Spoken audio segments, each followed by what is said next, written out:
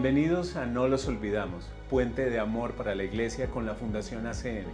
En este espacio honramos a los hombres y mujeres valerosos de nuestra Iglesia que llevan el amor de Cristo a quienes más lo necesitan.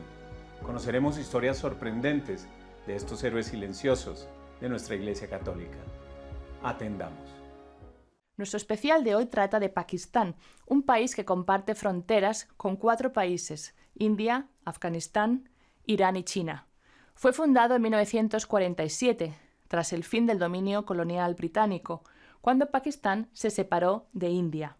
El padre fundador, Mohammed Ali Jinnah, imaginó un país basado en el Islam, pero al mismo tiempo pluralista y con cabida a creyentes de otras religiones. Hoy en día la población es en su mayoría musulmana. Los hindúes, los sikhs y los cristianos son minorías muy pequeñas. Si bien inicialmente se basó en ideales que incluían la libertad religiosa, hoy esto ha cambiado. Pakistán se rige por un sistema legal basado en los preceptos del Islam, principalmente el Corán y el Yahid, llamado Sharia.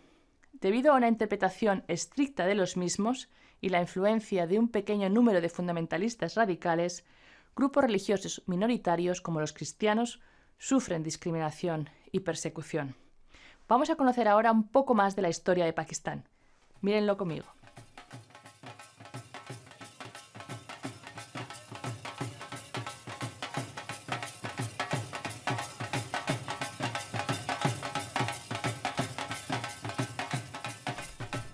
Pakistán, el tercer mayor estado islámico en el mundo, potencia nuclear en una controversia constante y latente con India y Afganistán, es un actor clave en el escenario internacional en la batalla entre el Islam moderado y el fundamentalismo radical. ¿Qué dirección va a tomar?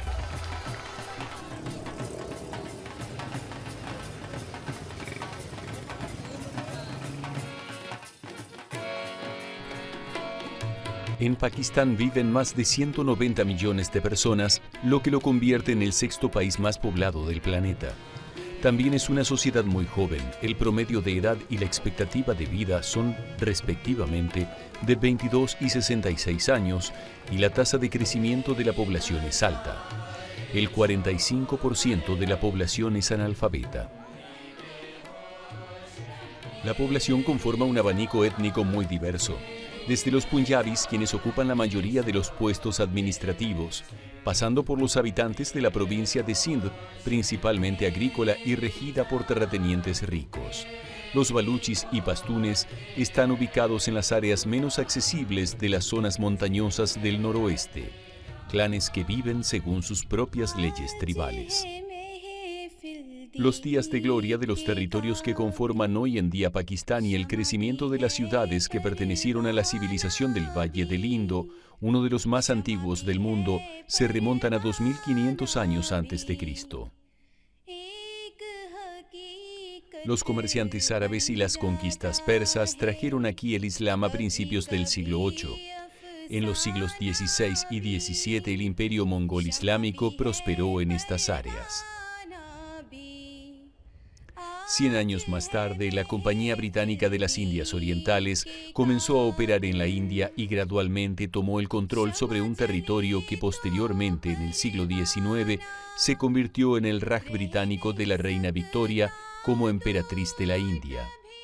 El periodo colonial terminó en 1947 con la reapertura del país y la creación de la República Islámica de Pakistán para los musulmanes de la India. El diálogo con la India sigue siendo un serio desafío para el liderazgo de Pakistán. La disputa sobre Cachemira, irresoluta desde la partición, ya ha dado lugar a 2 conflictos armados. La Tercera Guerra finalizó en 1971 con la independencia de Pakistán Oriental y a partir de la cual se constituyó Bangladesh. Cachemira sigue sufriendo choques en las fronteras y ambos países tienen armamento nuclear. La actual guerra con el vecino Afganistán también está resultando destructiva, dado que el gobierno de Islamabad coopera oficialmente con los Estados Unidos y esto hace que las autoridades no sumen popularidad entre los ciudadanos, especialmente los pastunes.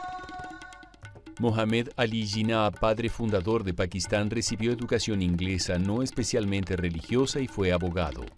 Tuvo como objetivo crear un Estado secular en el que el Islam tuviese una influencia unificadora, un país con una sociedad multiétnica con igualdad ante la ley, garantizada para todos los ciudadanos independientemente de su creencia religiosa.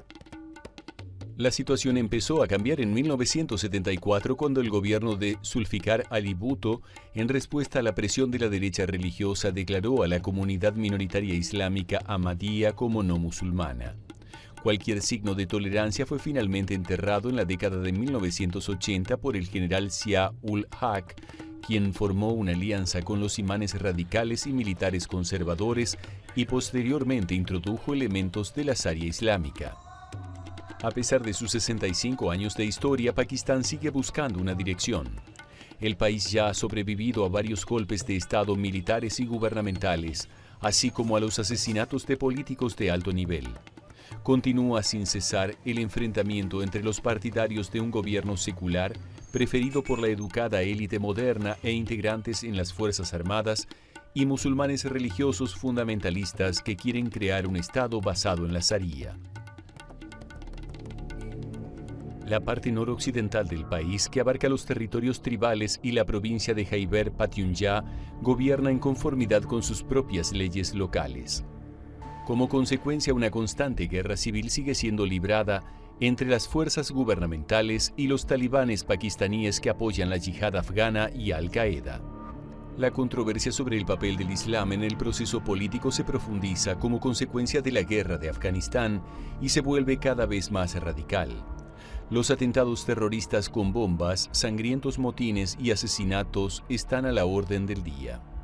Proliferan los delitos de corrupción financiera y el narcotráfico. Quienes más sufren son los pobres y las minorías religiosas pakistaníes, chiita, sikh, hindú y cristiana. Desde el principio hemos sido una minoría muy pequeña, alrededor del 2%, y ahora ciertos determinados factores, como el aumento del extremismo islámico y la intolerancia, nos ponen en una situación muy difícil. Ha habido ataques contra iglesias, en muchos casos de blasfemia. Como resultado de cada una de ellas, ha habido mucha violencia contra los cristianos.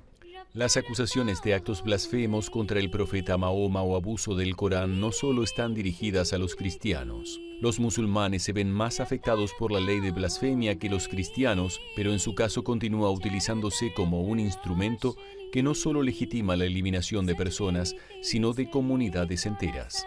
La condena por blasfemia es la muerte, a partir de decisiones tomadas de manera apresurada en tribunales inferiores y basadas en pruebas falsas, además de la presión de imanes locales y la multitud enardecida. Tales sentencias hasta el momento han sido revocadas por el Tribunal Supremo, aunque el acusado tendrá que esperar años la sentencia del Tribunal de Justicia en las celdas de la muerte, mientras que sus familias se ven obligadas a escapar y esconderse a pesar de la absolución final. Las posibilidades de cambiar este mal funcionamiento de la ley en las circunstancias actuales son prácticamente nulas. La discriminación laboral, la violencia, así como los secuestros, las violaciones y la conversión forzosa al Islam de las mujeres jóvenes son los nuevos desafíos que los cristianos de Pakistán, uno de los grupos más pobres y carentes de educación, tienen que enfrentar. Estamos en un momento muy crítico y estoy hablando a nivel de Pakistán en nuestra historia. Notamos una fuerte tendencia, y debo expresarlo de esta manera, de grupos extremistas que tienen una interpretación estricta del Islam y que quieren tener un Estado puramente islámico. Estoy hablando de una visión extremista que rechaza la democracia.